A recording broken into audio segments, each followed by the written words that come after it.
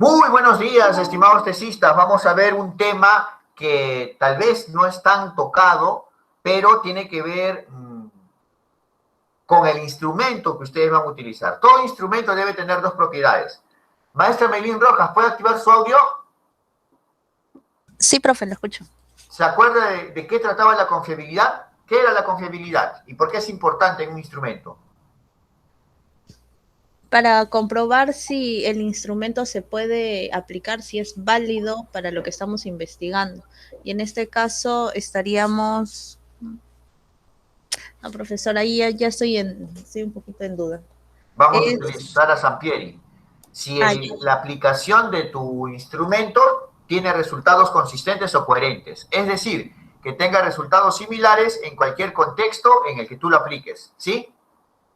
claro, y ahí es donde se usan estas aplicaciones, ¿no? Para ver la confiabilidad según el tipo de técnica que se va a emplear.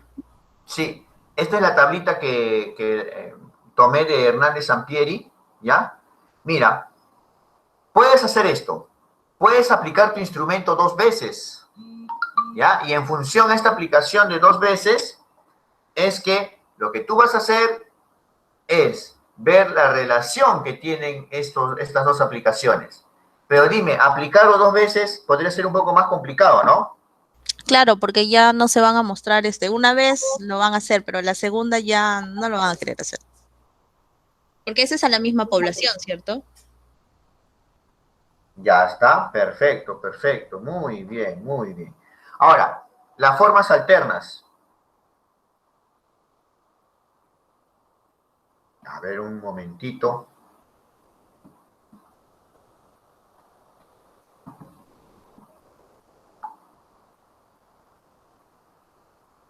Vamos a observar las formas alternas. Tu instrumento lo vas a aplicar dos veces, pero con dos versiones diferentes. ¿Cuál es el problema que puede acarrear?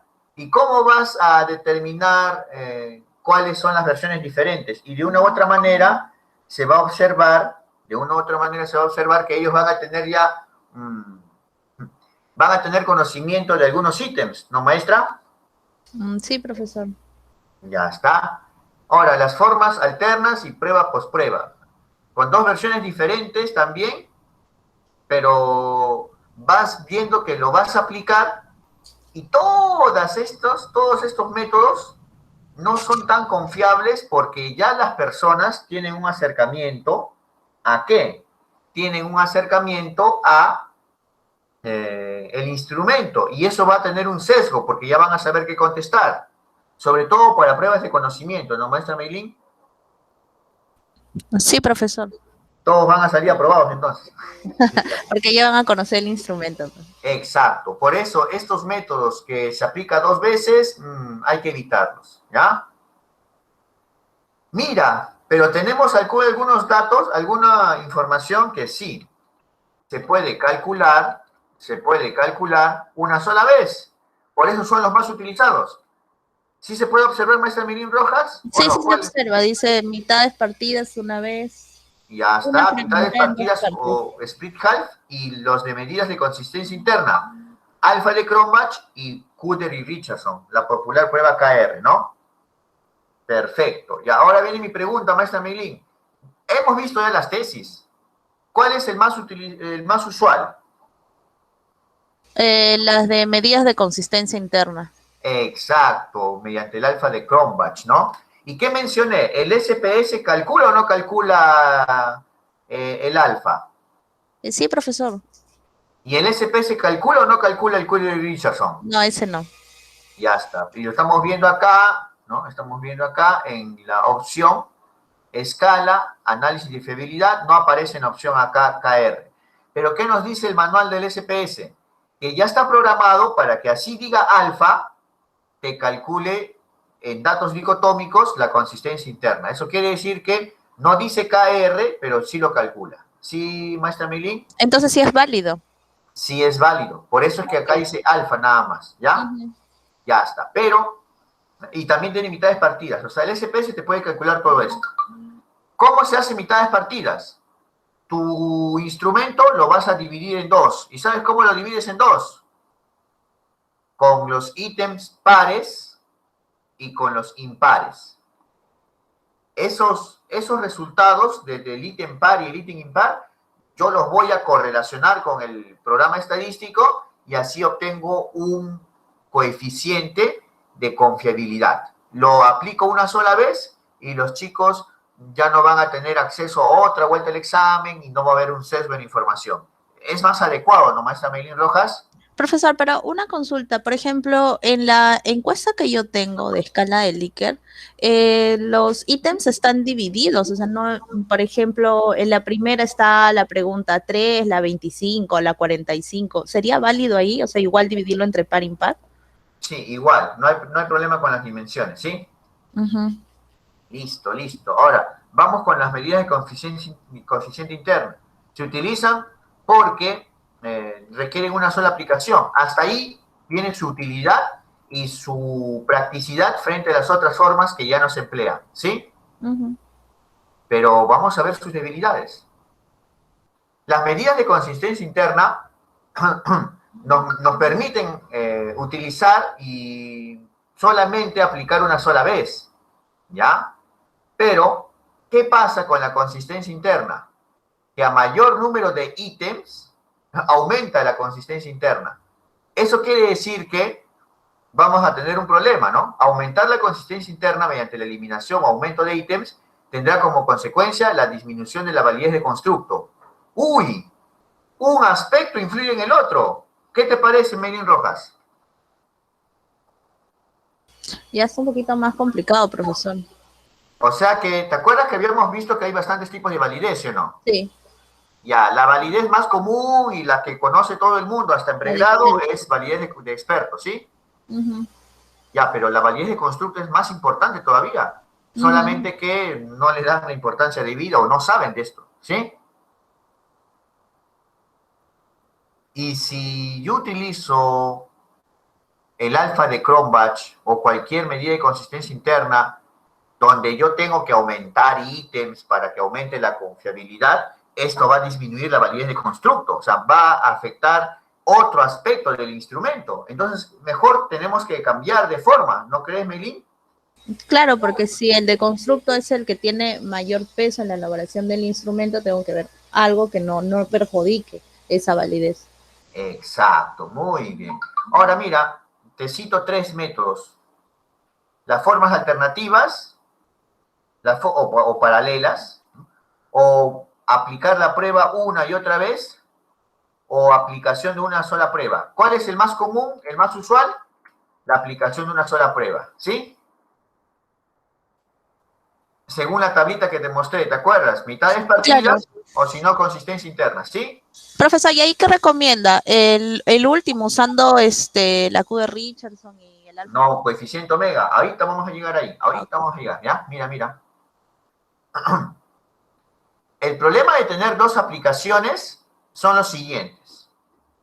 ¿Cómo vas a tú contar de forma real con formas paralelas de un test? O sea, tendrías que dividirlo o tendrías que reagruparlo de una manera muy adecuada, ¿no crees? Sí, profesor. Ya. Ahora mira, el efecto de la experiencia de recibir la primera prueba sobre la exposición a la segunda. Si tú ya tienes conocimiento de los ítems, ya no va a tener el mismo impacto, ¿no? No, pues yo recogería más el valor de la primera prueba que de la segunda, porque pueden hacerlo ya no de una forma tan comprometida. Perfecto.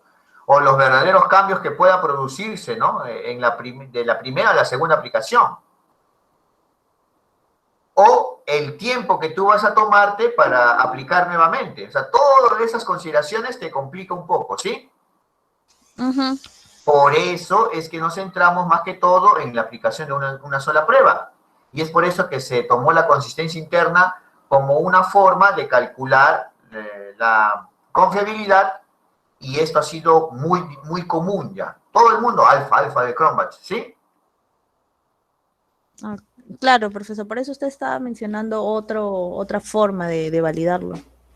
Claro. Ya desde clases anteriores usted decía, creo que el omega, ¿no? Claro. Pero mira, vamos a ver lo siguiente. Tenemos la prueba de mitades o split half. Esta pruebita es de una sola aplicación y no depende del número de ítems. ¿Qué te parece? Entonces mejor que el alfa, ¿sí o no? Sí. Ya está. Pero vamos viendo que tal vez lo que tú has mencionado, esto de dividir en pares y impares, puede traer algunos problemitas, ¿sí? Sí, profesor, porque en el caso del instrumento que yo tengo, si lo divido, ya no voy a ver qué tipo de liderazgo es. Exacto, exacto. Además, mira, ya de una vez les voy a dar con todo el alfa de Cronbach. ¿Cuál es el problema con el alfa de Cronbach? Y lo han reportado distintos estudios. Primero, porque trabaja con variables continuas. Son ordinales, ¿sí? El 1, 2, 3, 4, 5, ¿sí? Segundo, porque está muy influido por el número de ítems. Si tu instrumento tiene pocos ítems, ¿qué va a pasar? Su confiabilidad va a ser baja. Ahora, ¿te acuerdas la pregunta que nos hizo el compañero Julio? ¿Cuántos valores puede haber? Meilín Rojas. Usted dijo que máximo 7. Por ejemplo, en mi Claro, empresa tengo 5. claro. O va a haber algunos que tienen 3. Esos que tienen 3, si aplican el alfa, su confiabilidad va a ser baja. Los que tienen 5 se salvaron, como hay mayor variedad, ¿no? Y los que tienen 7, su confiabilidad va a subir. ¿Te parece justo que solamente por esa consideración de mayor variedad de alternativas dependa la confiabilidad de un instrumento? No, porque tal vez puede ser muy bueno el instrumento, pero por la Exacto. organización. Y no solamente eso, ¿no? Ya vamos con criterios más técnicos como la proporción de la varianza del test o el error muestral. Todas esas críticas al alfa de Cronbach. Después de saber todas estas verdades del alfa de Cronbach, ¿lo vamos a utilizar comúnmente ahora? No, ya no, profe, ya. Eliminado. Eliminado ya. F para ti, alfa de Cronbach. Muy bien. El coeficiente omega lo propone McDonald en el 1999, o sea que es reciente, o sea, por lo menos tiene algo de 22 años, ¿ya? Trabaja con las cargas factoriales y lo más importante, en palabras simples y claras, no está sujeto al número de ítems o a la variabilidad de las alternativas del test. ¿Qué te parece? Melín Rojas. Listo, se apagó. A ver. Julio, ¿me escuchas, Julio? Sí, profesor. Listo, ahora sí. A ver, entre el coeficiente omega y el alfa, ¿cuál es más adecuado, según lo que acabo de exponer? El coeficiente omega. Exacto. Ahora, yo te digo algo. En este enfoque por competencias, ¿qué instrumento de evaluación, ojo, sí, digo evaluación, vamos a centrarnos en el aspecto educativo. ¿Qué instrumento de evaluación es el más común? Te escucho. En competencias Sí, en el modelo por competencias. ¿Tú trabajas en particular o estatal, Julio? particular. Ya, a ver. Bueno, en el enfoque por competencias de Diseño Curricular Nacional de Educación Básica, no, en el currículo, ¿no? CENEP, vamos a ver que se trabaja por competencias y el instrumento que mide competencias es la rúbrica. Yo te pregunto, Sí. Julio, ¿cuántos ítems puede tener la rúbrica? Aproximadamente, por lo general, una rúbrica. Pues varios. No, a ver, te imagino, una rúbrica que evalúe un ensayo, una rúbrica que evalúe un organizador visual. 4, ¿Cuántos criterios? 5. 4, 5, a lo mucho, y eso exagerando, ¿no, Julio? 7, algo así, ¿sí o no? Pero no vas a ver una rúbrica que tenga 40 ítems o 40 criterios o 25 criterios, ¿sí o no? No, definitivamente no. ¿Ya? Entonces, si yo le aplico el alfa de Cronbach a la rúbrica, y la rúbrica es un instrumento muy empleado, muy usual ahora en el enfoque por competencias, ¿qué pasaría, Julio? No lo podría validar porque serían muy pocos ítems. Su nivel de Probabilidad. confiabilidad sería muy bajo, no sería aceptable, ya está. Entonces, para la rúbrica y para otros instrumentos que tienen poca cantidad de ítems, sería mucho más adecuado o más justo aplicar el coeficiente omega. ¿Sí, Julio? Ok, entonces Y básicamente el coeficiente omega es la razón por la que, digamos, lo consideramos mejor para que el alfa es porque justamente no está restringido a esto de la cantidad de ítems. exacto, Julio, ¿qué te parece? Por eso es que lo utilizo. E incluso los autores que lo reportan ya tienen unos valores aceptables. Es el 0,7 a 0,90. Y mira, los autores son casi actuales, no como los de los 80, 90 del alfa de Cronbach. ¿Sí? Perfecto. Entonces, ahora, esa es la confiabilidad. Ahora vamos con la validez. La validez es comprobar, ¿no?, si es que el instrumento mide lo que realmente quiere medir. ¿Ya? Ahora, vamos viendo que hay diversas formas de obtener la validez. La validez de contenido, la validez de constructo y validez de criterio. La validez de contenido, o también conocido como face validity, se obtiene mediante jueces que van a puntuar tu instrumento. Pero, ¿qué sería más adecuado, Julio? ¿Que ellos califiquen tu instrumento completamente en forma global o ítem por ítem? ¿Tú qué piensas? Sería ítem por ítem. Exacto, y a eso apuntan unos coeficientes de validación, como son el coeficiente V de Aiken o el coeficiente de Lau-Shi, y no como hacen la mayoría de universidades que te sacan un promedio por el instrumento en general, y no ítem por ítem, porque con esto ya no podrías hacer esto. Uy, cerré Sampieri. Ya, en Sampieri te acuerdas que había fases, y en una de esas fases es corregir los ítems, no solamente por la confiabilidad, sino también por la validez, pero validez ítem por ítem. ¿Y cuál es el problema de muchas universidades? Que va a utilizar un formato inadecuado. ¿Te has fijado, Julio, o has visto en alguna ocasión? Sí, hacen la validez por dimensiones. Por variables, perdón. Por variables hacen la... Por variables, ¿no? Pero debería ser por ítems. Y no lo digo yo, lo dice Lin, por ejemplo, ¿ya? Entonces, vamos a ver ahora, vamos a ver estas formas. La validación de Aiken, V de Aiken, trabaja con un número de jueces. Su coeficiente está entre 0 y 1, los valores que pueda tener. Sería así. Mínimo para que funcione o para que se pueda trabajar con la validación de Aiken, no trabajas con 3 jueces, Julio. Mínimo, tienes que trabajar con 5 jueces. Pero las tesis por lo regular trabajan con 3. Claro, pero es que ellos no utilizan la V de Aiken, ellos utilizan otra fórmula que no tiene, no, fórmula no, tienen otra forma que no tiene sustento teórico. La V de Aiken sí. Yo te cito al mismo Aiken, te cito a Escurra, que tiene un sustento. Pero eso no sucede con la otra forma que vamos a ver. ¿Ya? Mira. Vamos viendo que mínimo tiene que haber 5 jueces. Y tal vez una consideración, una observación es que es muy estricto, Julio. Si te das cuenta, mira la tablita. Si tú tienes 5 jueces, para que sea aceptable, todos los jueces tienen que estar de acuerdo. Recién cuando trabajas con 8 jueces, tú puedes tener un desacuerdo para que sea aceptable. Los valores de P son los valores aceptables. Mira. 5 de 5, 6 de 6, 7 de 7. Bueno, en el caso de 8 jueces, por lo menos puede haber un desacuerdo. ¿Me entiendes? O sea, es muy riguroso, Julio, ¿sí? ¿Te imaginas que tú consigas 8 jueces y que de esos 8 jueces, por lo menos 7 estén de acuerdo con que tu ítem vaya o se quede? Sería un montón. Pero sería más riguroso tu instrumento o no, también hay que ser sinceros, ¿no? Sí, pero ¿de dónde saco 8 profesores que sirvan de jueces para cada ítem?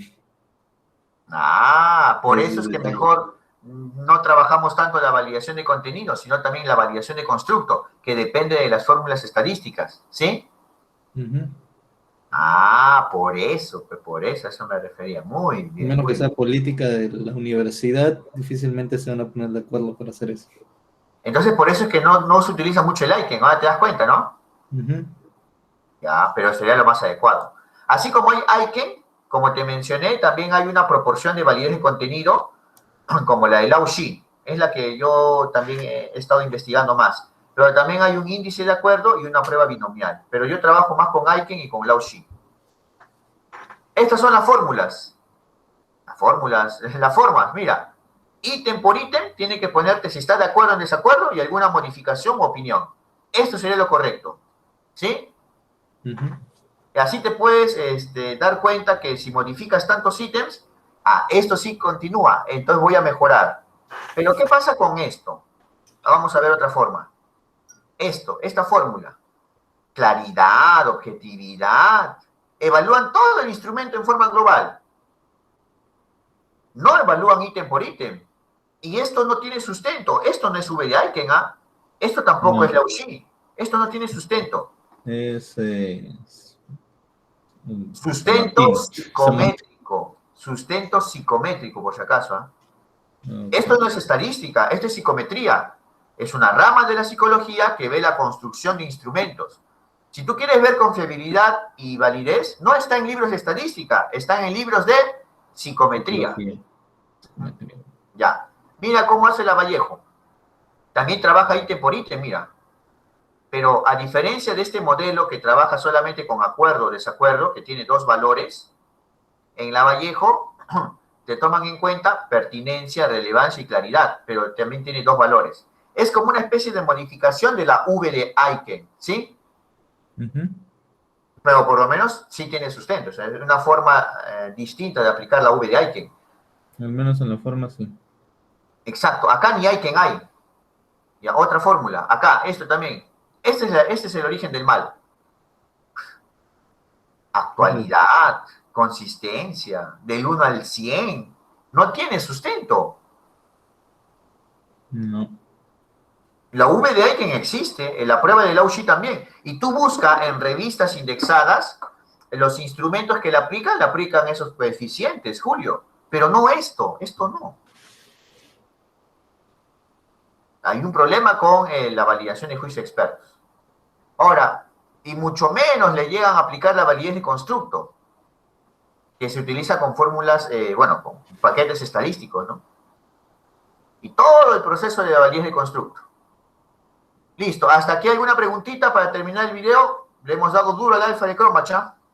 Profesor, ya tengo una pregunta. ¿Y qué o cuál me pide la universidad para validar mi instrumento? ¿O cómo lo valida? Por forma tradicional, esta. Pero, vamos a ver si llegué a aplicarle eso en la estadística. Es que yo hago la estadística, pero yo no soy el dueño de la tesis. Esta es la tesis que yo apoyé. ¿Te das cuenta que tiene sus baremos y todo? Sí se observa, ¿no? Sí, sí se observa, profe. Y su ficha técnica también, mira, ¿ves? Ya está. Bueno, quiero ver, me dices, por la validación de juicio, ¿no? De expertos. Claro, ¿cuál es el que aplica finalmente a la universidad? Porque tenemos que enseñarnos a eso. No, la forma más común es esta. Esta. Esa que usted... Pero si tú aplicas Aiken no hay ningún problema. O sea, eso depende del asesor. Solamente que como los profesores no leen o no aplican mucho psicometría, este mal se ha instalado. ¿Entiendes? Pero en las tesis de pregrado que estoy asesorando, le han dado carta libre al V de Aiken, por si acaso. Bueno, sí, pueden seguir con esto, pero no tiene sustento. ¿Pero eso es lo que nosotros planteamos o lo que decide el asesor? O sí, el asesor, pero el asesor, la mayoría de asesores no sabe de psicometría. Ese es el problema, ¿te das cuenta? La mayoría, no digo todos. Claro, o sea, el asesor me va a decir, vamos a pasar por juicio de experto así, y me plantea, o yo tengo que buscar a los profesores que van a evaluar eso. Sí, te va a pedir 3 nada más, pues, con este sistema. Pero si tú conoces esto y tú le instruyes y le enseñas a tu asesor, sería bueno, ¿no? Sí, profe, pero también vamos a la extensión. O sea, si yo lo veo por validación, o sea, por algo adecuado y correcto, lo que usted me indica está bien con el de Aiken. Pero, por ejemplo, el mío, que tiene 45 ítems. Entonces sería la cuestión de buscar un instrumento que tenga menor cantidad de ítems, ¿te das cuenta? Claro, pero el instrumento que yo tengo es un instrumento estandarizado. Ese ya no necesita pasar por esas validaciones, ¿no? Claro, también te salvaste por esa parte. En el caso de liderazgo, porque en el caso de desempeño sí creo que son algo de 20, 30 preguntas nada más. Igual en escala de Likert. es menos. Ahí ya te pasaste estas consideraciones. ¿Ves la ventaja de tener un instrumento estandarizado? Ujú. Sí, pero en el caso de desempeño sí está en varias tesis, son similares, pero igual no sé si lo vaya a ajustar. En el de liderazgo sí se queda tal cual. Perfecto. Por lo menos ya estamos hablando a nivel de autores, a nivel de instrumentos, ¿ves? La ventaja que tenemos ya en tesis 1, ¿sí o no? Sí, ¿Mm? profe. Listo, listo. ¿Alguna otra pregunta más para terminar ya? ¿Ninguna pregunta más? Nos vemos, nos vemos. Chau, chau.